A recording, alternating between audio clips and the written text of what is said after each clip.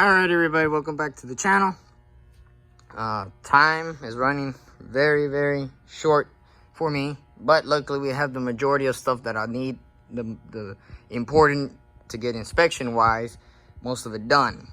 There's a couple of things, but they're in no hurry, but I'm still need to go and do them. But in this video, you clearly see from the title, the cab lights and air horns, how to mount them on this truck or any other truck, as long as you know what the inside of your cab looks like. In other words, structure wise.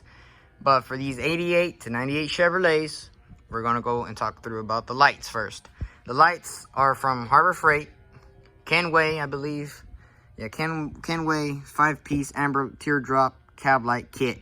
The only thing I did not use was the ground wire and that switch that came with it, because I was tapping into the factory, well, not factory, but the factory light switch or wires that go with the running or park or clearance lights. But in a moment I'll show y'all. But I'm gonna just keep it from here because I'm gonna explain how I did this. So from when the windshield up to where they are right now is roughly 6 inches. And then from there, the middle part of the light, where the wire would go through the cab, that's how I lined them up all together, because I measured it across. So you see how that light is? I mean, the light is that screw, and you see how they're all nicely lined up. Well, same thing with the horns. It's real simple. I went the route where there's 3 together, but nicely separated, and then the 2 across, because like I said, there's horns. If there weren't horns, they would be more separated, of course. But this is the big rig, old school way. So this is the route I went, of course. Now, the thing I will say, when you buy this kit, I put 2 washers for these screws, because for one, the screw on here in the front would almost go through to the second panel. The Chevrolet head of the chassis here, the cab, has a double layer. See how it's double? And here's a little, like a pimple, I want to call it, right there. So you see that? It was touching through that, but luckily I put that that washer. And 2, the other reason was because I need a good ground contact. The screw itself wasn't making good ground contact with the ground connection. That basically what grounds this, because there's only one power wire, and that's what grounds the light, basically. So 2 big reasons. The only thing that's extra, I would say, but other than that, that's the only modifications I did for my liking and for practical reasons. Now, moving on to the air horns. The air horns, they're right in the middle of these 2. So everything is evenly numbered according to the dimension of the length here. Whatever number you get on your truck, do the math. All right, so from this point, do whatever put them wherever you want them, but just measure them, make sure everything's even, because if you're going to put air horns like I did, or just do the cab lights in general, or not even the cab lights, but do this, you want even measurements, because you don't want your lights or your horns off and look kind of funky when you look at it in the front. You're like, oh, that one's off, and you already drilled holes. That's not good. That's why I put everything, mark it down, and then drill my holes, and make sure I measured first, of course. But for both air horn and lights, underneath I put silicone. For the insurance part of, there's no leakage of water, and it doesn't rust, mostly. But it's all, I need to clean my chrome, man. I need to clean it. But yeah, they come with gaskets, but I still want that insurance. So moving inside the truck. So what we got here first, let me move this light. Well, the phone has a light on right now, but let me just add some extra light here. Oh, well, I guess not like this, I guess. Or come on. There we go. So you're asking yourself, why in the hell do I have painter's tape holding up my stuff? Well, simple fact and a good reason is because I can, and second, from factory, they were on there. So those two are from factory, and I decided, well, if the factory did it, why can I not? So that's what I did. So the wires and the drill bit, they're all the same for this, the wire and your screws. You just gotta measure it. Well, you just gotta look at the drill bit and your screw, and you're like, okay, these look the same. Rock and roll with it. You know, it's not rocket science. Same thing with these holes for the front mount and then the rear. But we'll talk about the lights first. So ran my lights through the factory, and not the factory, but the kit, the electrical wire that goes to these lights. Spliced them in. I didn't need the complete wire. So once I hooked up the last one, I ran the wire back up the front, electrical tape it, and then put it onto there. So it ain't going nowhere. And then the other good reason is to hold this up, so when I put the headliner, it doesn't pull on anything. Same thing with the air line here. But both air line and this electrical power wire are running down through the pillar into the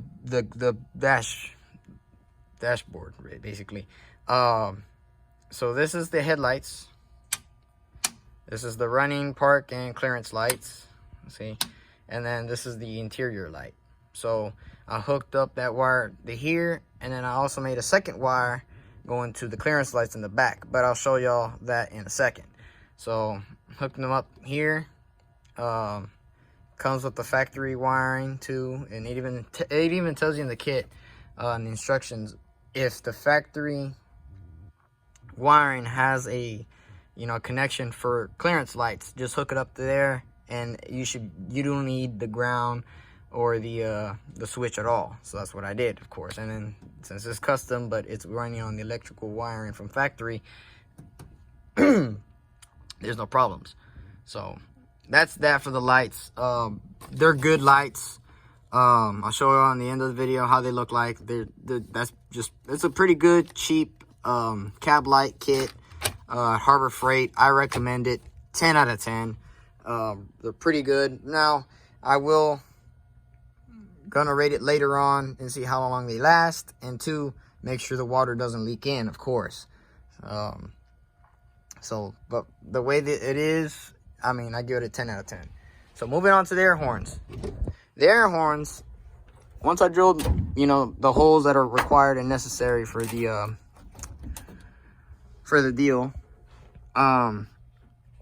So we have here is a 1/4 inch style compression feeding, running towards the air horn here. And here's the compression part and whatever the line. Now, this is a Chevrolet extended cab. There might be some models that you don't even have to do this. What I'm talking about is you have to kind of gut your frame here a little bit. Not completely, because you still want your support, but enough where it clears a wrench and you have enough space with your fingers to put all this in, because without it, I had hell. But the way this side is set up is the same way that side is set up. It's just a T right here, and then from the T it goes to the hand valve. But it is all ran by compression feedings.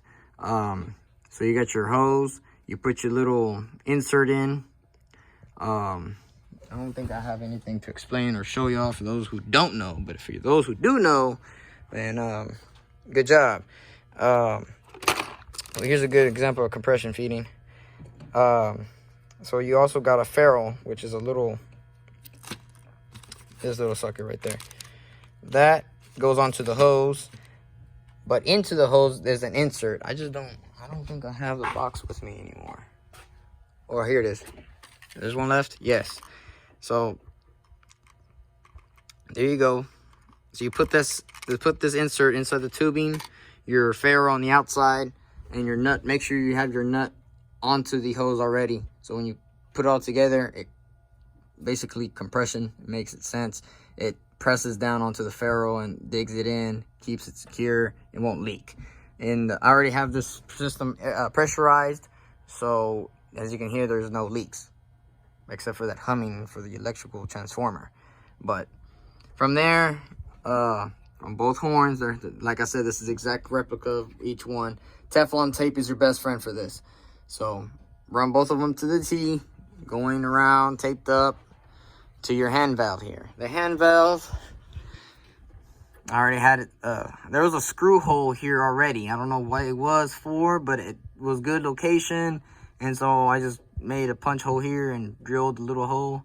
We actually used a self-tapper, believe it or not, to make the hole. But these are stainless steel screws from Harbor Freight. The kit that comes with stainless steel screws. These are long ones, the longest ones in the kit. Use those. Work perfect. Like I said, this has double frame, I would say, so it doesn't go through up out here, so you'll be all right. But from the horns, it comes over here down through the pillar, okay, down through here, and there's two airlines here, okay. Then you got your red wire here for that clearance lights I'm about to show you, which come also from the switch. And then we have two wires here that are coming from the air compressor. One is ground, one is power, but we'll explain that in a second.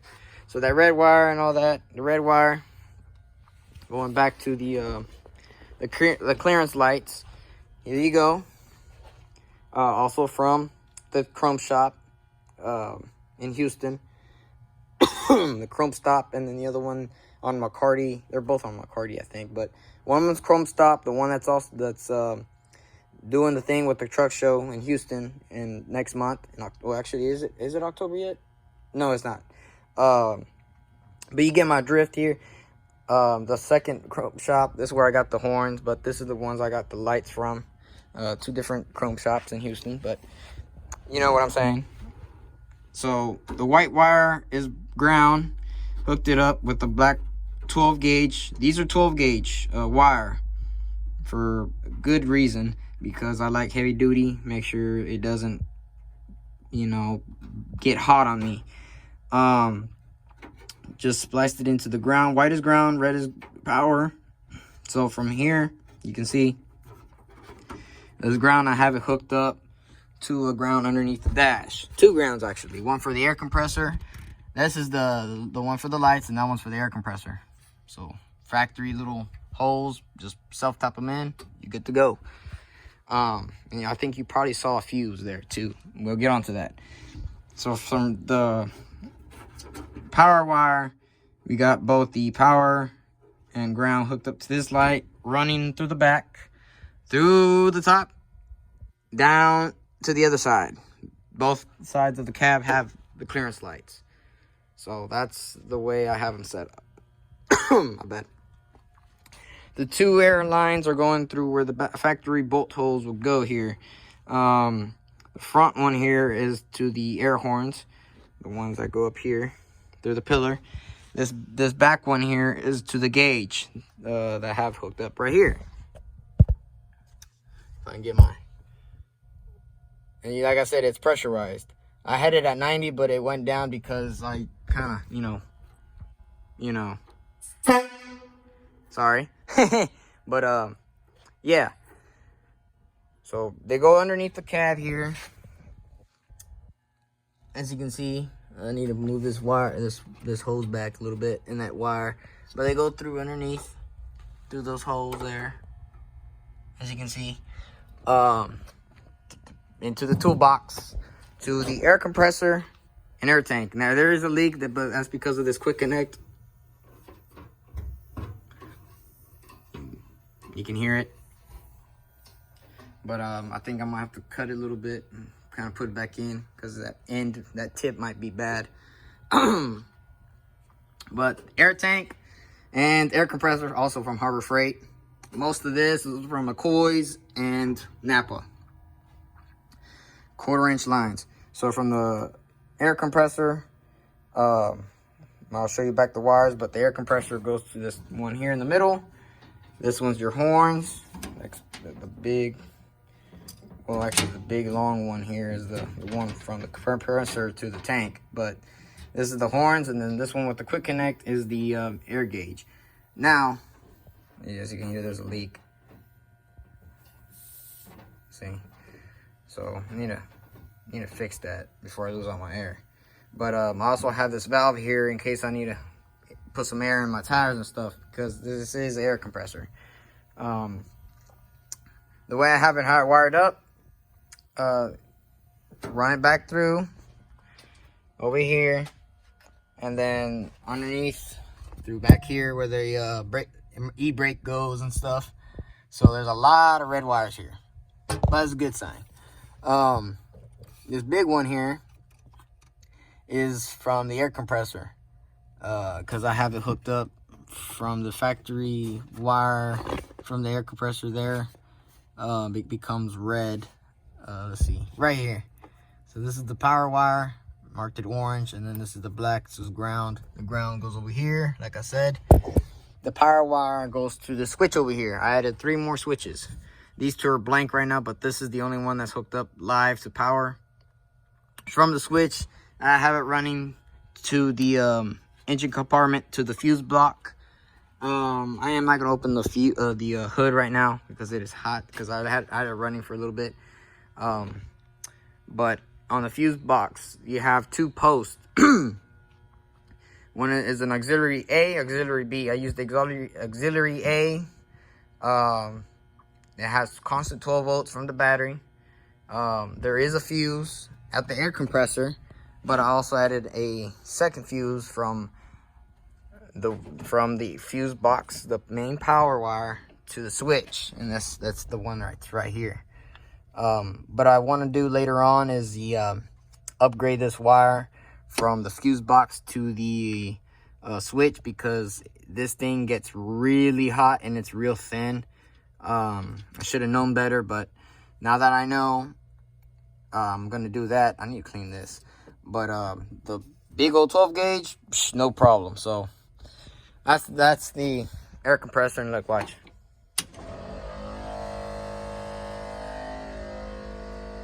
It takes a few minutes for it to pressure up. Don't want to run it too long because it does get hot. So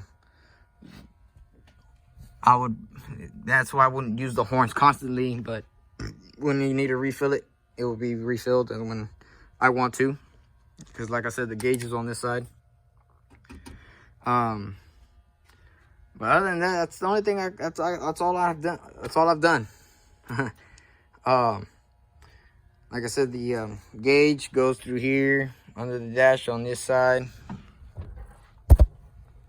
See? So yeah, there's a couple of things that I still need to do, fix that little leak I got here,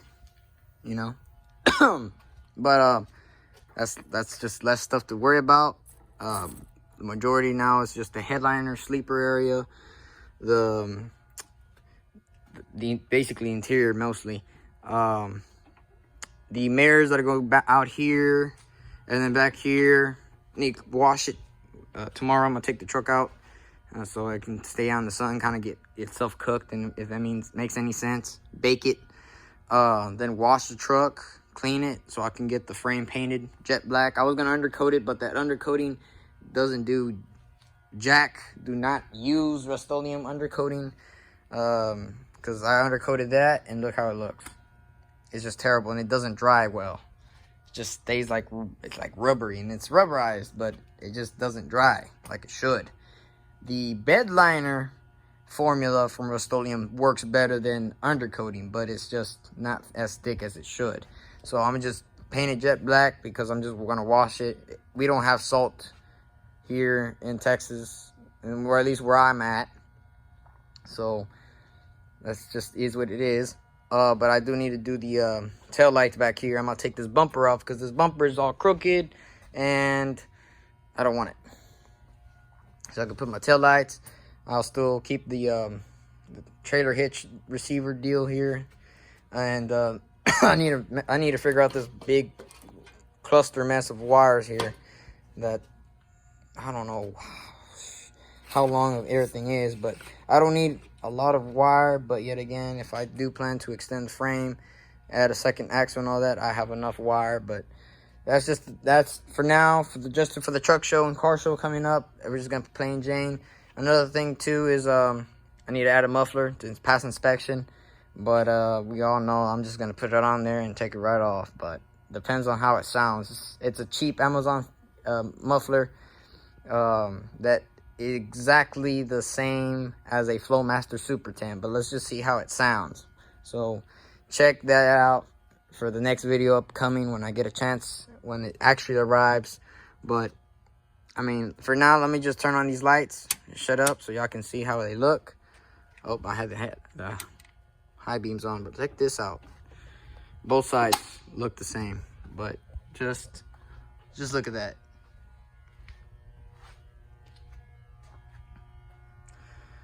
So I need to fix that too.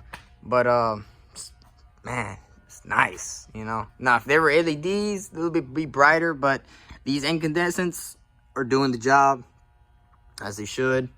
These are LED, but it's just nice, man. It's nice. Let me show you the other side. It's the same thing, but just to show y'all,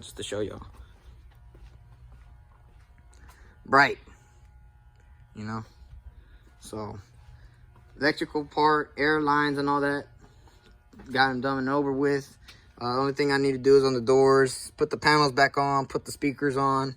The back speakers don't work. I need to take those out, but I need to make the panels, because I also ordered from Amazon some like vinyl, diamond shaped vinyl. That's just like a semi's pattern. I'll turn these lights off. To like kind of contrast, but actually give it that sleeper vibe on the like a big rig. There's a couple of things that still need to be done, especially need to make the bed insulation. House insulation works the same way. I just did this one side just to see how it's gonna be, but I did insulate the inside completely over here. Well, not completely, but a good portion of it. But yeah, there's a couple of things still need to be done. But I mean, this is how you wire it up. This is how you do it. And plus, this is me showing y'all what I've done and so forth. But hopefully I get most of this done by the October 15th, technically the 14th, because I'm leaving Friday afternoon, spend the night in Houston at the place for the truck show, and then the day after, truck show. So if y'all going there, if y'all going to the Houston truck show, I would like to see y'all. I know there's a couple of YouTubers out there that's gonna go.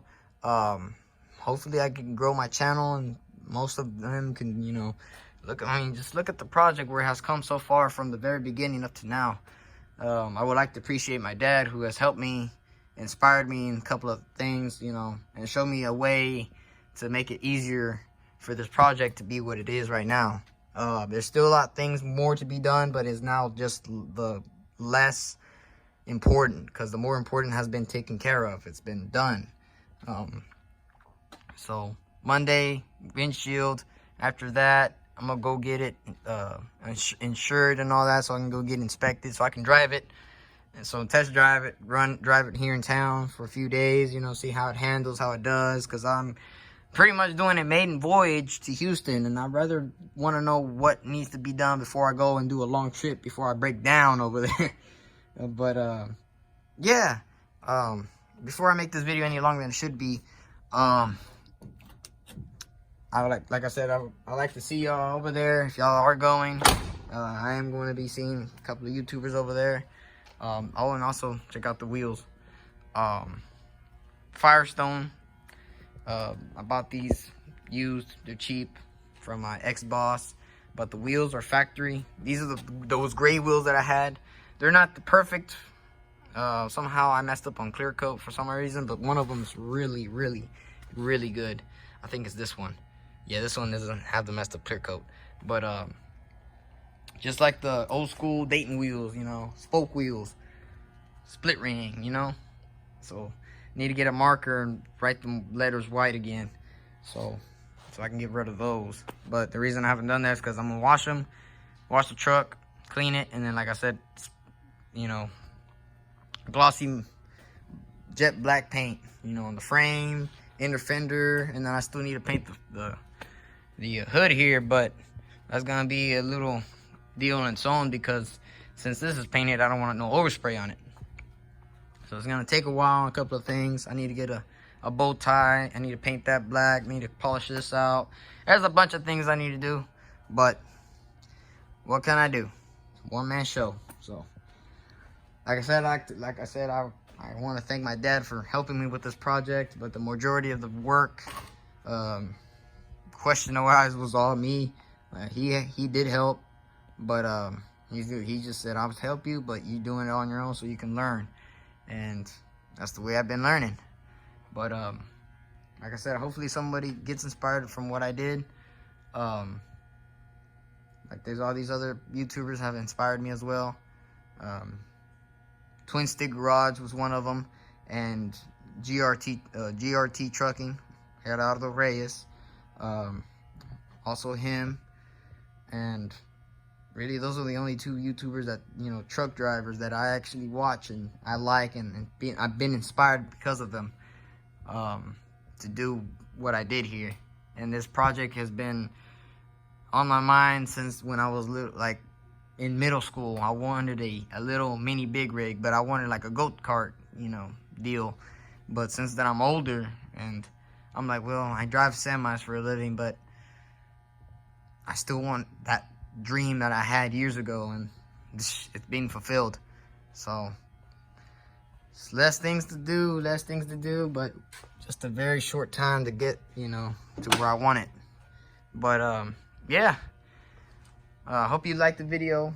Comment, like, and subscribe. Hit the notification bell so y'all know when I upload next time. And I will be recording. I'll be recording a lot of things for the next couple of days, a few weeks, and especially up to the truck show. And then after that, I'll take it easy. And there's a car show too that I'm gonna go here in town, so locally, so everyone here locally is gonna be able to see. But at the same time, the one in Houston, expand the channel, you know, get more videos, because this channel is not gonna be wrapped around this truck completely. There's a couple of, and there's plenty of projects in this shop to be worked on. Just most of it is not mine. So yeah, so it's not making this any longer than it should be. We get rock and rolling, and catch you on the flip side.